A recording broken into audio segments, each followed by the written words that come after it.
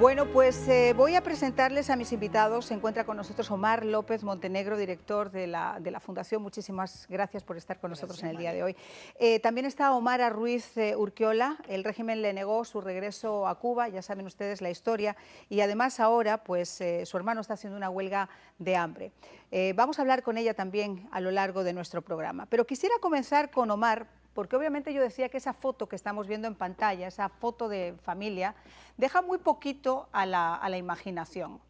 Ahí la están viendo ustedes. Esa foto realmente es el poder en Cuba. ¿Estás de acuerdo conmigo? Correcto, es un despliegue de lo que es el poder en Cuba.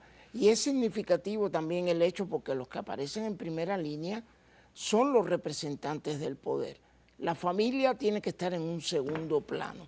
Y yo creo que también eso indica mucho cuál es la realidad en Cuba en estos momentos. Ahí se barajan los sucesores, los posibles sucesores en el puesto de Gaesa. Esto también es un panorama típico, ¿no? En todas estas dictaduras comunistas, lo veíamos en los discursos en el Kremlin, quien se paraba al lado de Khrushchev o de Brezhnev, de quien fuera, de acuerdo al grado de importancia de cada una de las personas. Así que en cierto sentido también es un indicador de que en Cuba nada ha cambiado, a pesar de que mucha gente pretende hablar de ciertos cambios. Dentro de las esferas de poder, nada cambia. El poder se metamorfosea, trata de disfrazarse, pero la esencia sigue siendo la misma. Militares y represores es lo que vemos ahí. Ana Guillermina Lastres, esta mujer que estaba detrás de López Calleja al frente de Gaesa, una mujer que mientras que él estuvo supuestamente convaleciente, ocupó el poder de alguna manera, que tendría toda la información de cómo se manejan los negocios de Gaesa y que ahí la estamos viendo en pantalla, muchos dicen que podría llegar a ser la sucesora. Pero yo también adelantaba que en esta carrera por conseguir el poder detrás del poder, no podemos olvidarlo de ese lobo con dientes afiladísimos que es el primer ministro Marrero, un hombre que no le importaría rebajarse en su cargo a cambio de llegar nuevamente a Gaesa, porque sabe que ahí es donde está el dinerito. Claro, porque sería rebajarse del cargo solo nominalmente, pero realmente el verdadero poder está en quien maneja Gaesa, como mencionaba. Luis Alberto López Calleja era más bien como el Meyer Lansky de la mafia, ¿no? El hombre que manejaba los negocios. La cabeza visible, por así decirlo. La cabeza visible de un emporio económico. La única diferencia que siempre digo es que Meyer Lansky era un genio económico. Meyer Lansky no anotaba nada, por eso nunca pudieron cogerlo. Era un hombre que conocía de economía perfectamente, que es la diferencia, pero también era un hombre brutal, asesino, criminal.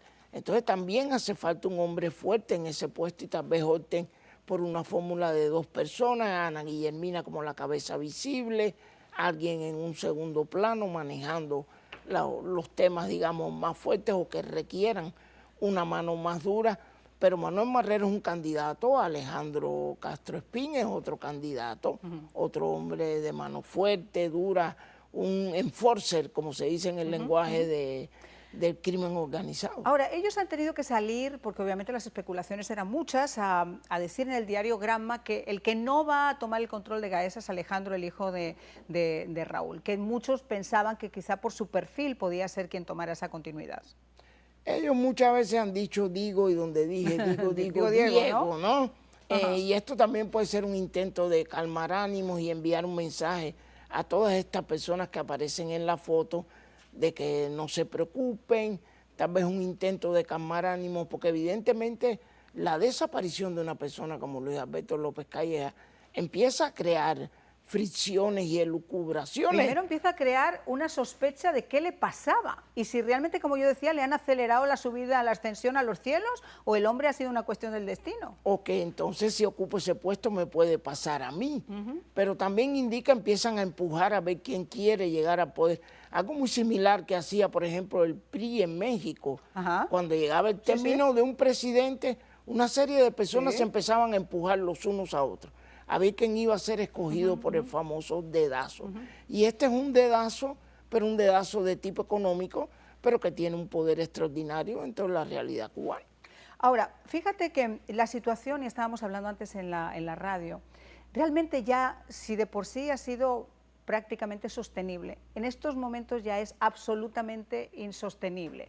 La gente se tiene que enfrentar a la escasez, la gente se tiene que enfrentar a los apagones, se tiene que enfrentar a la falta de gasolina, se tiene que enfrentar a todo y además a la represión que cada día es más grande. Yo no sé si por la cuestión de ese miedo que también se hace patente y que es un catalizador para que la gente reaccione de diferentes maneras, yo creo que ese miedo está nuevamente saliendo a las calles y esta semana se ha cobrado, ayer se cobró la vida de un chico con solo 17 años en las protestas en Santa Clara.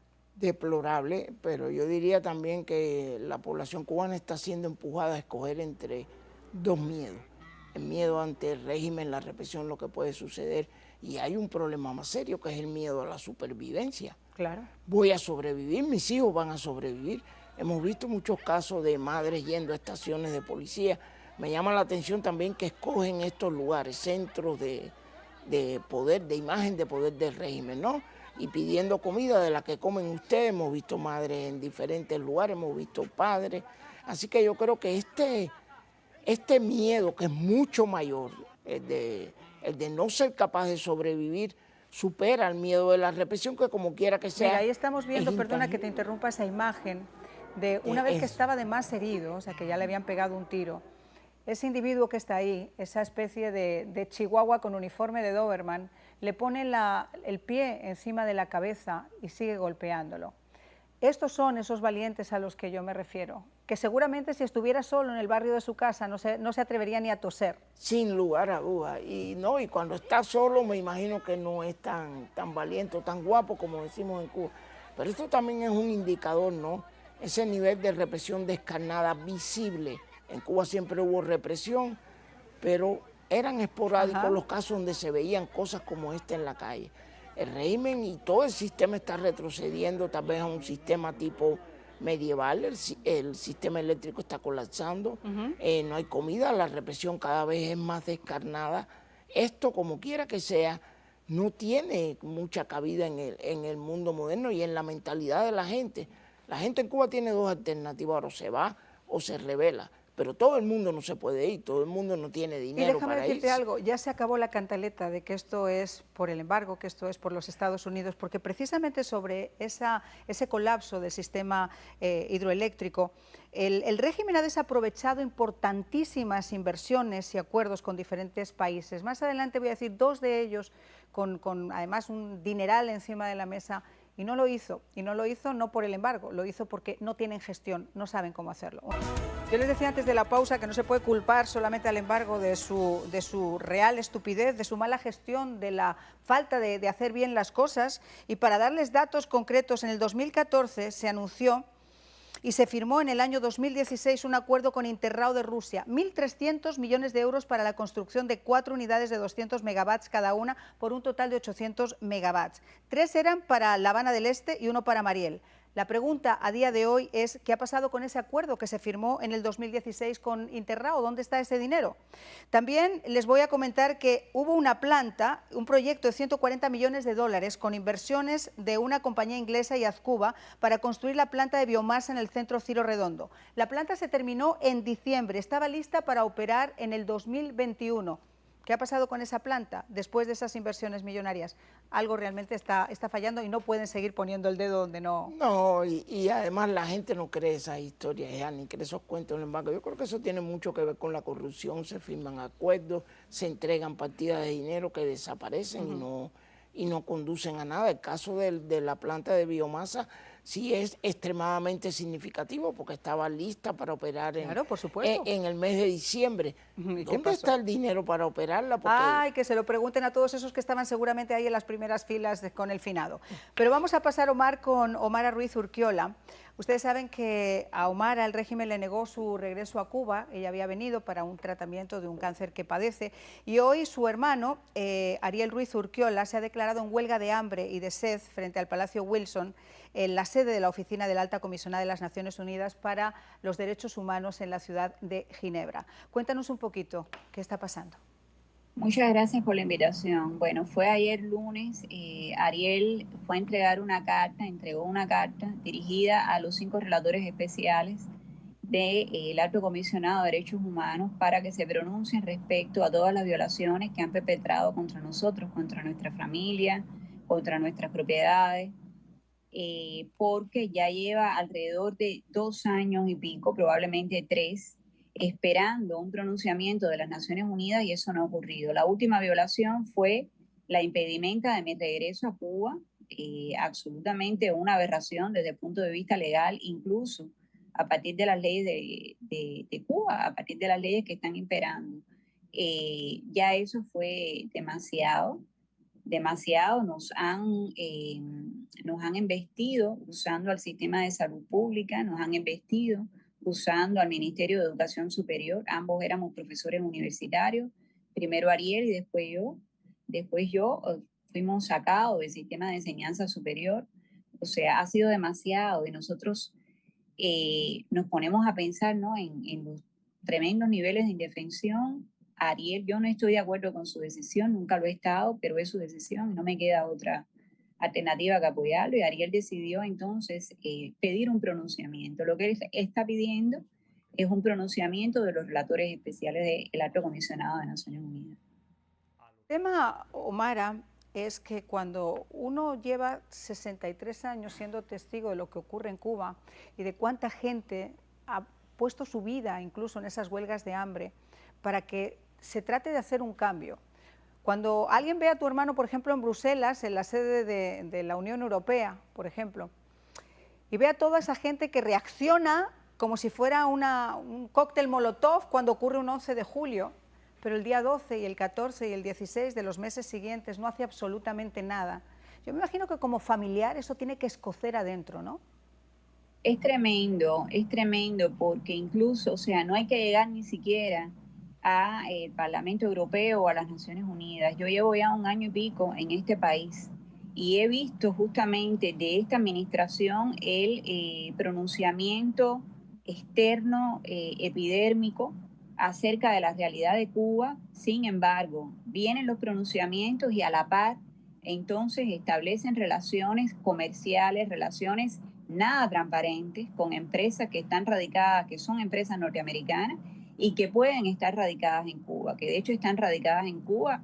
Yo creo que el ejemplo más idóneo para mostrar esto que yo estoy diciendo fue la fiesta de celebración del 4 de julio ahora en la residencia norteamericana y sencillamente hasta traspapelaron las invitaciones a las damas de blanco. Sí. O sea, no eran bienvenidas porque se trataba de darle espacio a Hugo Cancio, darle espacio a el empresariado cubano-americano que tiene que ver con la nueva versión del engagement. O sea, no hay que ir al Parlamento Europeo, a las Naciones Unidas. En este país tampoco se toma en serio la situación de Cuba.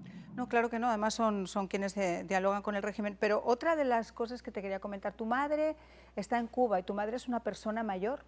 Y yo me imagino que si tu hermano está en esa situación en estos momentos en Bruselas y te han impedido regresar, la situación es todavía muchísimo más difícil, porque lo que está haciendo este régimen es no solamente reprimir con cárcel o con látigo, sino con exilios forzosos, como te está ocurriendo a ti. Se está convirtiendo en una especie de modus operandi, ¿no? Ellos han intentado naturalizar esta violación del derecho, no solo del derecho cubano, sino del derecho internacional. O sea, yo no tengo residencia en este país, yo no soy una exiliada, yo vine por un periodo de tiempo, me he demorado más de lo que pensaba y por un tema médico, estoy desesperada hace tiempo por regresar a mi casa. Mi casa está cerrada en Cuba.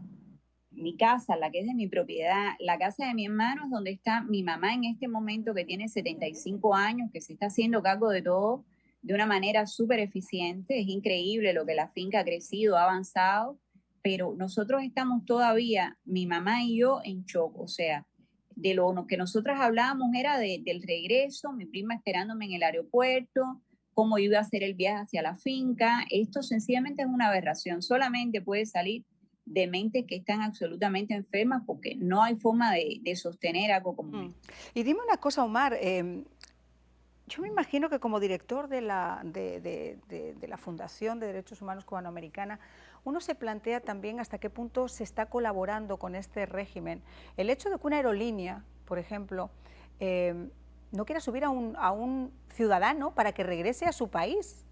Por lo menos entrar en el avión y depositarlo allá, pues es un problema del país, no es un problema del país que está acá, es un problema de la aerolínea. Esto tiene que cambiar de alguna manera. Sí, la aerolínea es responsable, evidentemente, puesto de que si el régimen se arroga o se abroga el derecho, hablando mejor, de permitir o no la entrada de ella, eso es un problema del régimen. Aparte, ella es pero una ciudadana. Hay un boleto comprado, es decir, que a la vez que compras un boleto hay un compromiso económico, hay un contrato económico ahí contraído. Por lo tanto, tenía, que no es el primer caso que sucede, pero el régimen está tratando de normalizar esto, pero evidentemente hay un problema de complicidad de la aerolínea y esto es un tema a tratar, ¿no? Que ha habido en otros casos también en otros países que se le ha negado la entrada a ciudadanos arbitrariamente, pero durante mucho tiempo las aerolíneas sobre todo han operado con cierta impunidad en muchas cosas comerciales Mucha y ahora impunidad. esto está llegando a problemas políticos. Mucha impunidad, porque como estábamos diciendo acá, el hecho de que un ciudadano regrese a su país, después las cuentas con la justicia son un problema del país cuando está dentro del país. Llegue, pero claro. mientras tenga un pasaporte válido y mientras tenga un billete válido, la aerolínea no es quien para impedirle a un ciudadano que regrese a su casa. Correcto, no, y no puede atribuirse esa responsabilidad. Horroroso. Por cierto, hoy muy brevemente, creo que las damas de blanco en el día de hoy fueron detenidas, algunas de ellas por 18 horas y puestas en libertad, pero con una seria advertencia también. Sí, se ha venido repitiendo durante varios domingos consecutivos, pero hoy con el tema del 4 de julio y la invitación, que evidentemente no se iba a concretar esa invitación, pero no obstante fueron detenidas. Bueno, Mara, en este poquito tiempo que tengo de programa, me gustaría que nos dieras un mensaje, una conclusión. Es importante visibilizar la situación de Ariel. Todos sabemos que él no va a parar. Ya no hay forma de echar atrás esa situación que está en curso. Sencillamente creo que todos debemos tratar de visibilizarlo porque en mi situación, en todo lo que le han hecho a mi familia, podemos reflejarnos. Yo creo que todos los millones de cubanos podemos reflejarnos en esa magnitud del abuso. Omar. Bueno, en el caso de Ariel, evidentemente, situaciones como esta dependen mucho de la visibilidad internacional.